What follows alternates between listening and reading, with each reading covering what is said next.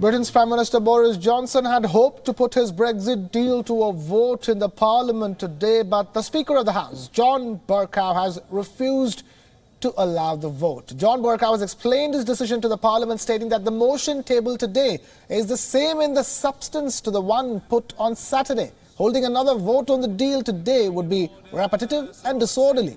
He also says that the circumstances in which the vote would be held are also in substance the same as those in place during the previous sitting. Bercow also went on to say that the situation has changed because of the Brexit delay letter sent by Prime Minister Boris Johnson to the European Union over the weekend, which is simply not persuasive enough. As required by law, Johnson has already asked the European Union for a Brexit extension.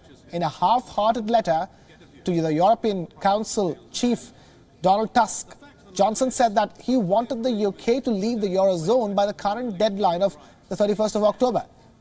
The European Union is waiting for the proceedings in the British Parliament to end before starting its own deliberations on the divorce agreement next week.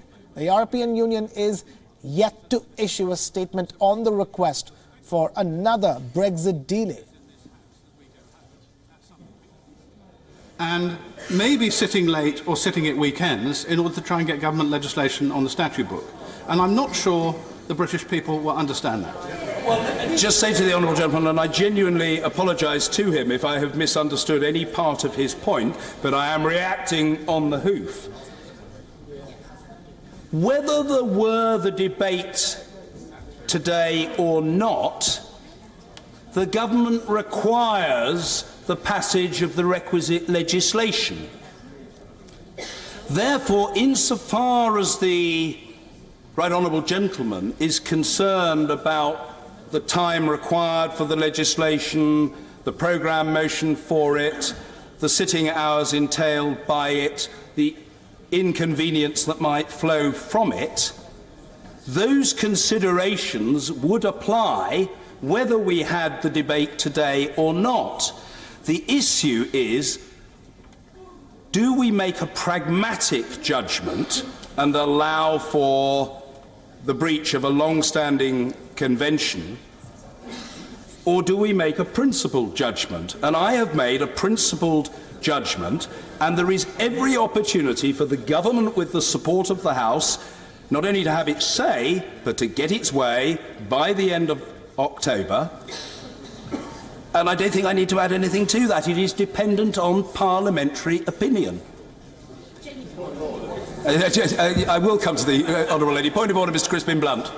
Thank you, Mr. Speaker. But before you reflect on it, I acknowledge we have known each other for over 30 years, and in many ways our personal political lives seem to have gone off in very different directions in the course of that time. And I acknowledge the kind remarks you made to me on another occasion outside this House last week. But I am one of the members who has formally recorded my anxiety about your partiality in the chair, and I think the right way to do that is to do it formally.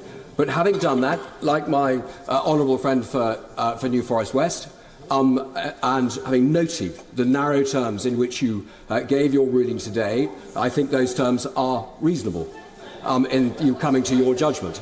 However,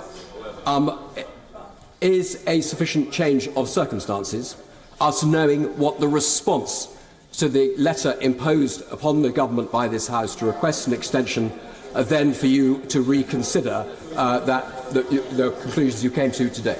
Well, as the honourable gentleman will know, repetition is not a novel phenomenon in the House of Commons, including when perpetrated by me. I have made the point often, and forgive me, but I make it again, that I tend to subscribe to the dictum of the late Lord Whitelaw in these matters. He famously used to say, personally, I think it is better to cross bridges only when I come to them. It's a hypothetical question. I would have to reflect on it and make a judgment in the circumstances of the time.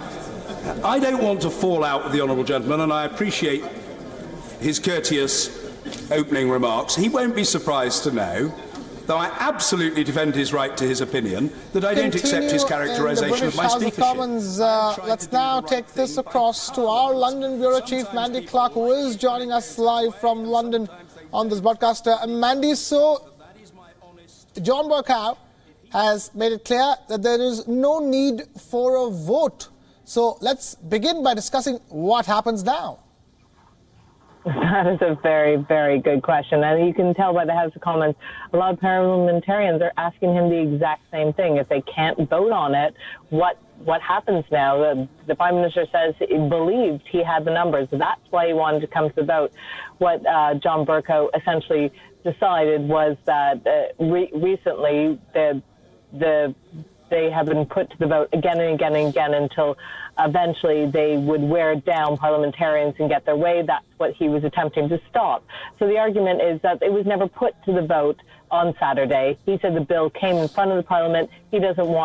He feels that, now that there has been some political wrangling, that they're putting to the vote again, essentially, and he's stopping that. Now, he's doing it within the law, but of course, as you can hear, a lot of people say, he is partisan, that he is a Remainer, and he is just essentially quashing what Boris Johnson wants to get this vote underway, because if a deal was passed, then Brexit starts in earnest.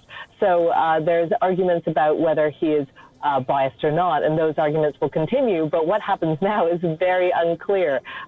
There's a lot of political wrangling on how they're going to get a vote again, and it has to be substantially different for it to come into the House again. He will remain as a Speaker in the House until October 31st, and then he steps down. So perhaps it was only after the 31st will they be able to vote again. But of course, that is past the Brexit deadline that Boris Johnson has set. All right, Mandy, at this stage, it's getting tougher and tougher to meet that already highly difficult deadline of the 31st of October with a deal in place at this rate. Exactly, and it seems that the House of Commons is deeply opposed to Boris Johnson trying to bull anything or push anything through the House really quickly to make these kind of self-made deadlines. They want to have time for serious consideration, because really this is going to affect generation after generation of British public. So they want serious debate on the meaning of these terms. Of course, Boris Johnson just wants to get it done. It's been going on for 3 years. The public has grown very wary, as much as the rest of the world has, of Brexit. And when Boris Johnson says just get it done, even those words don't mean anything, because he can't just get it done even if he personally wants to or if his entire party wants to, which is not even the case at this point in time. But I'm afraid, Mandy, we need to leave things at that and see what happens from here on. We'll continue chatting on that. But for now, Mandy Clark, London Bureau Chief, thank you so much for taking time to be with us here on this broadcast.